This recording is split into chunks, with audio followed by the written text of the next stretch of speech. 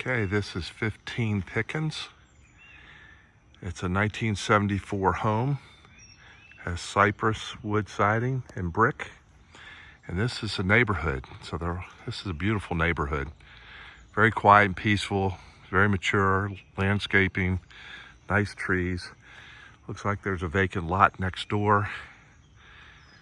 And this backs up to the golf course, the 18th hole.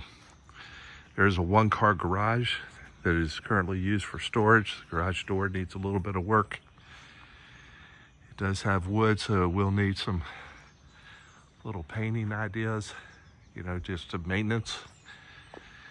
And we'll head on in.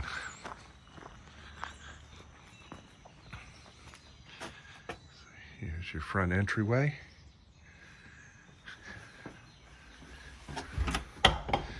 And a nice little foyer entryway here. Let me back up so we can get a good feel for that.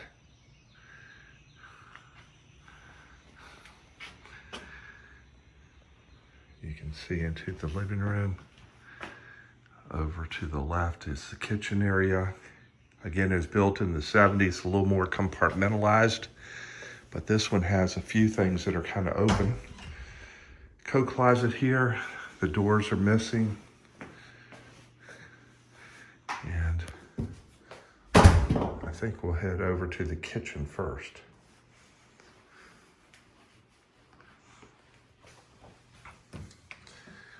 Old style appliances, probably need to have those changed. It has this textured ceiling. The cabinets are kind of a modern design back from the 80s. Even though it was in the 70s maybe. Let's see, pantry here.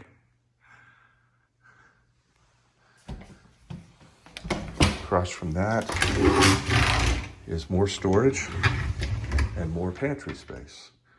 So that's nice. You have a little desk area here that was designed for taking telephone calls if you're hanging out in the kitchen.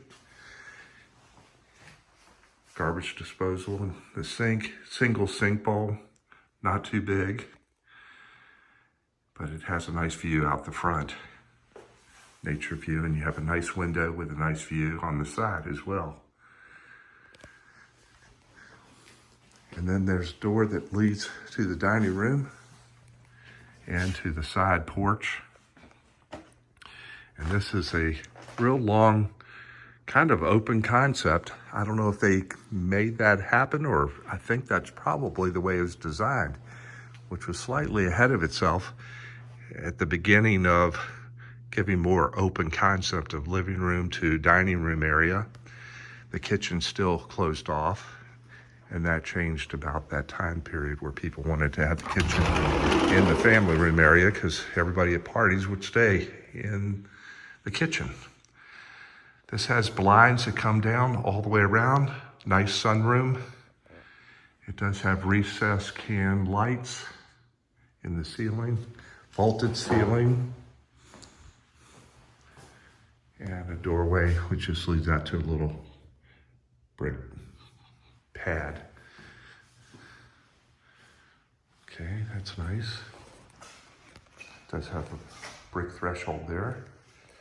And then the carpet's kind of dated. So the back of the house, so all of these 6-foot windows are very nice to let in a lot of natural light and open up the view. Look at more of that in a second. Just to give you the proximity, there's the kitchen. The dining area here with bookcase, maybe some recessed lighting above that, not sure. And then a nice view in the backyard. Then there's the living room, separated with a little bit of a breaker there, a little half wall.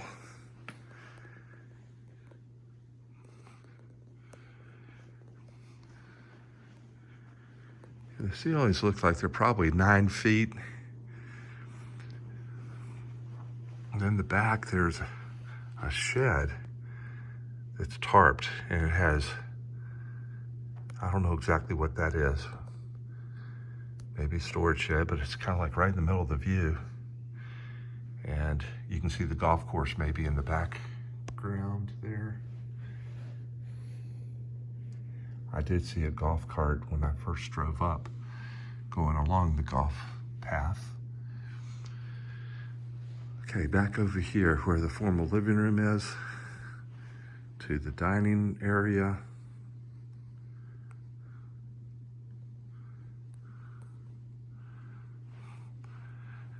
And that's the front foyer area. And then the little den area behind this. So, show you where the front door is. That's the front door. And then here's the den area. And they have a door out to the back which just has a little pad on it. So if you wanted a lanai, screened-in lanai or something, you could certainly put one in right there. This has a fireplace. They put a couch right here. So it'd be a nice little place. Maybe put a TV up there where Eagle Tavern is. And I'm not sure if it's a gas fireplace. It looks more like a wood-burning fireplace. Ceiling fans and recessed can lights all across here. So that's kind of more in today's line of thinking for older home. Maybe they did that after the fact. The carpet, though, you can see really needs to be changed. And then you go into the bedroom wing and where the garage is. So we'll head in there. And to the left is the primary bedroom. That's the new name for master suite. They call it primary bedroom. It has a single sink here and a tub shower combination. It's a fiberglass insert and windows with levers, and your toilet over here. Kind of a low toilet, kind of a low countertop, kind of standard, but it has pretty cultured marble. And then going into the master bedroom, it's quite large, very large opening transom windows behind where the bed may go as one option. Could go over on this wall. Again, the same 9-foot ceilings. Looks like it may have lighting fixtures there, but nothing is in. And then you have 2 closets that have the accordion doors, hanging closets. This could be kind of restructured a little bit. And then a little storage area for shoes and whatever. And nice 6-foot windows again with bottom openings so that you could air it out. They probably just opened the right one since that's the only one that has a screen on it. And then you can see the backyard. Boy, a big tree fell. It looks like, fortunately, it fell towards the golf course.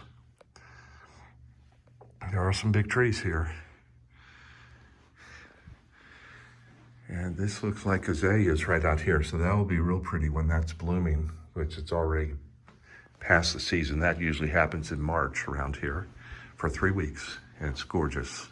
And they grow really fast.